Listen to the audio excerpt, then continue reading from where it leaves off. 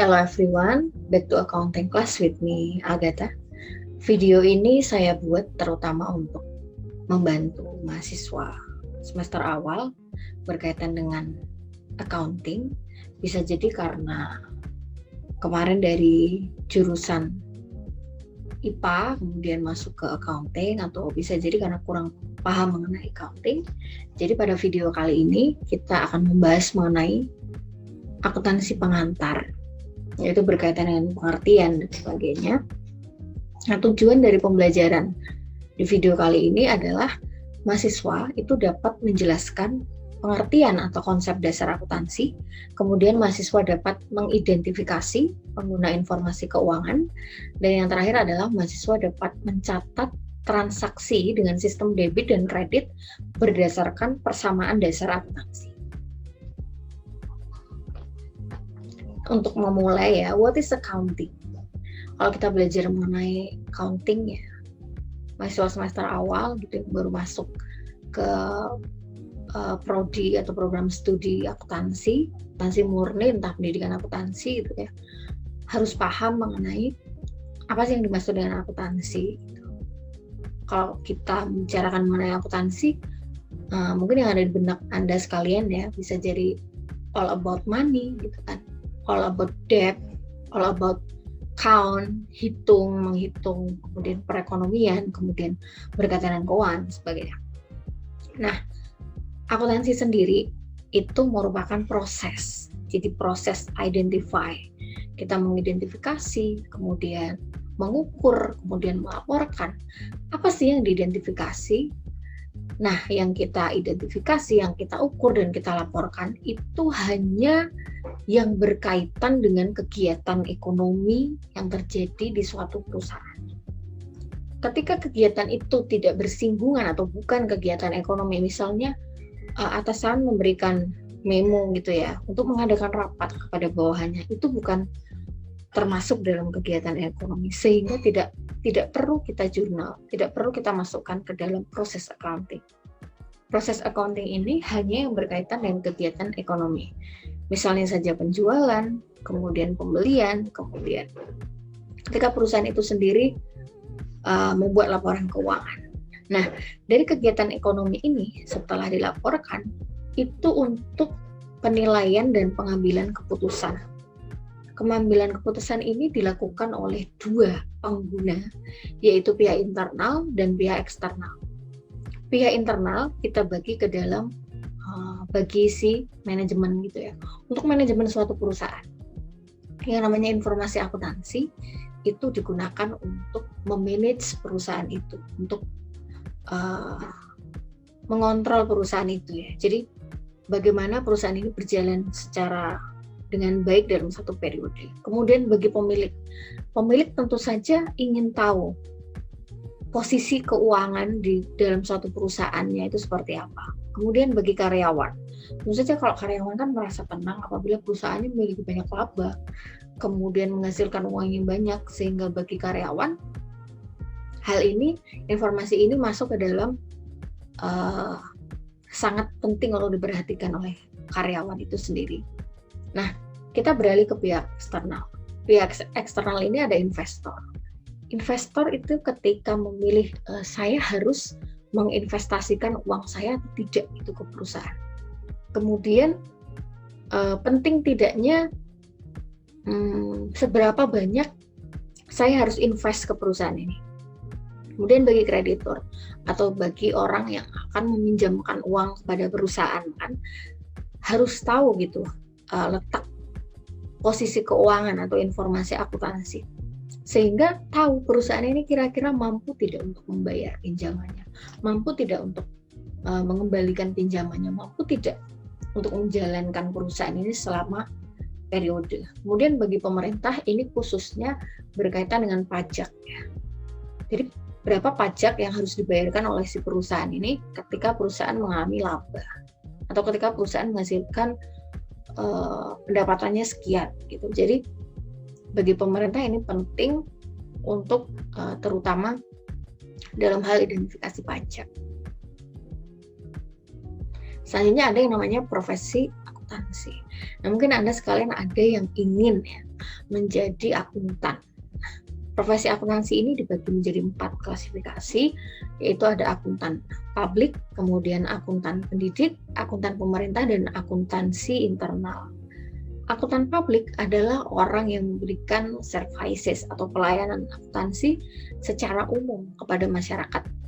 Secara umum, yang saya maksud secara umum adalah akuntan ini berdiri, punya label sendiri, kemudian ada perusahaan yang ingin konsultasi masalah keuangan, sehingga si akuntan ini tidak hanya bekerja untuk satu perusahaan, tapi bekerja untuk beberapa perusahaan.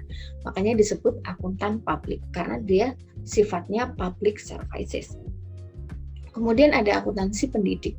Nah, akuntan yang bekerja sebagai akuntansi pendidik ini misalnya dia mengajar di sebuah universitas, dia membagikan ilmunya berkaitan dengan akuntansi. Ini yang dimaksud dengan akuntansi pendidik.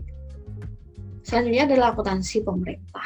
Jadi orang yang bekerja, akuntan ini bekerja khusus di lembaga-lembaga milik pemerintah. Contohnya adalah Badan Pemeriksa Keuangan atau BPK.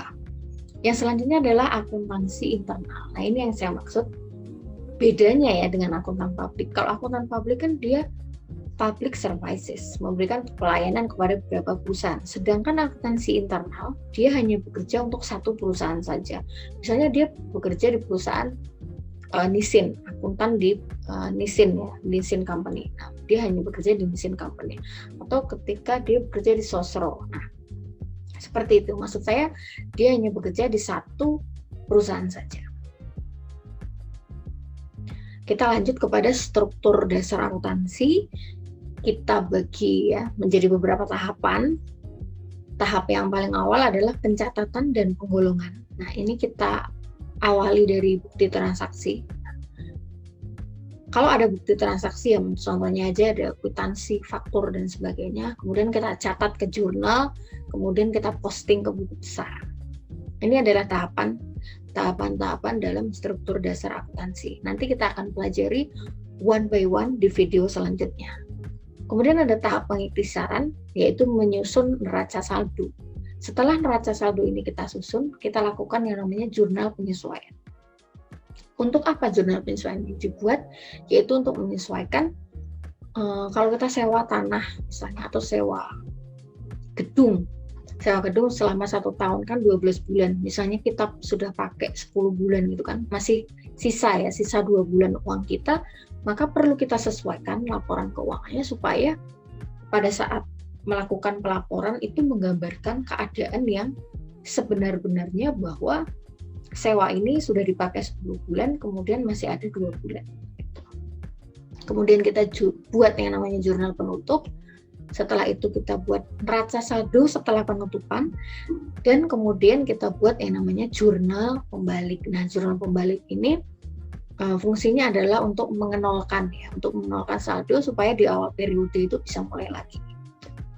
Tahap laporan, nah ini khususnya adalah menyusun laporan keuangannya, terutama laporan laba rugi, ada laporan neraca, ada laporan arus kas, kemudian ada laporan perubahan modal yang biasanya dibuat oleh suatu perusahaan untuk menyajikan laporan tersebut. Nah, untuk saat ini ya di tahun 2021 ini laporan keuangan sudah beberapa perusahaan itu menggunakan laporan keuangan yang sifatnya itu dia tidak monoton angka-angka seperti itu ya, tapi memberikan desain, memberikan picture, memberikan gambaran yang menarik gitu, sehingga pembaca itu tidak melulu langsung melihat itu langsung laporan yang sangat membosankan dan sebagainya, tetapi membuat laporan yang lebih informatif, yang lebih interaktif, yang lebih kekinian. Nah, pembuatan analisis laporan keuangan ini untuk pengambilan keputusan yang sudah saya jelaskan tadi digunakan oleh pihak eksternal maupun digunakan oleh pihak internal. Untuk memulai mempelajarinya, kita mulai dari klasifikasi akun. Nah, kalau kita yang namanya klasifikasi akun ini, kalau saya memberikan saran, memang harus hafal dan harus paham. Gitu. Memang harus dihafalkan gitu dan memang harus dipahami, karena kelima akun pokok ini ya, kelima akun pokok ada harta, kemudian ada utang, kemudian ada modal, kemudian ada pendapatan, kemudian ada beban. Nah, ini harus tahu gitu, saldo normalnya di sebelah mana. Kalau saya memberikan saran ya, nah, harta dan beban itu memiliki saldo normal debit. Ketika bertambah itu di sisi debit untuk harta dan untuk beban. Sedangkan untuk utang, modal, dan pendapatan itu ketika bertambah atau saldo normalnya itu letaknya di kredit. Nah, gampangnya kan harta, utang, modal, pendapatan, beban. Harta dan beban ketika bertambah saldo normalnya letaknya di debit, yang lainnya di kredit. Cara mudahnya seperti itu untuk mengingat-ingat gitu. Kita lanjut one by one perklasifikasian akun ya. Harta ini dibagi menjadi 4. Ada current account, ada long term investment, kemudian ada fixed asset, dan ada intangible asset. Current account ini merupakan aktiva lancar. Kenapa dikatakan aktiva lancar? Karena aktiva ini mudah diuangkan. Contohnya adalah kas. Kas itu kan mudah diuangkan karena dia berbentuk uang tunai itu kan. Uang tunai yang ada di perusahaan. Kemudian perlengkapan juga mudah diuangkan. Piutang usaha dan surat-surat berharga. Long term investment itu adalah investasi jangka panjang. Contohnya adalah saham dan obligasi. Nah, saham tahu kan ya, bahwa saham ini merupakan bukti kepemilikan atau ikut andil memiliki suatu perusahaan. Kemudian obligasi adalah bukti surat hutang ya, perusahaan ketika menerbitkan obligasi berarti dia meminjam gitu kan dari para investor dan orang-orang yang memberikan pinjaman, sehingga pada periode tertentu itu harus dikembalikan dan sifatnya adalah jangka panjang. Kemudian ada fixed asset. Tanah itu kan letaknya tetap ya, fixed asset. Tanah, kita sewa tanah, kemudian misalnya punya ya, perusahaan itu memiliki tanah, kemudian memiliki kendaraan, memiliki gedung, itu namanya fixed asset atau aktiva tetap. Kemudian aktiva tidak berwujud atau intangible asset. Intangible itu maksudnya tidak berwujud, sedangkan tangible itu berwujud. Intangible asset ini contohnya adalah paten dan goodwill. Ya. Hak paten misalnya, hak paten resepnya Indomie, gitu ya.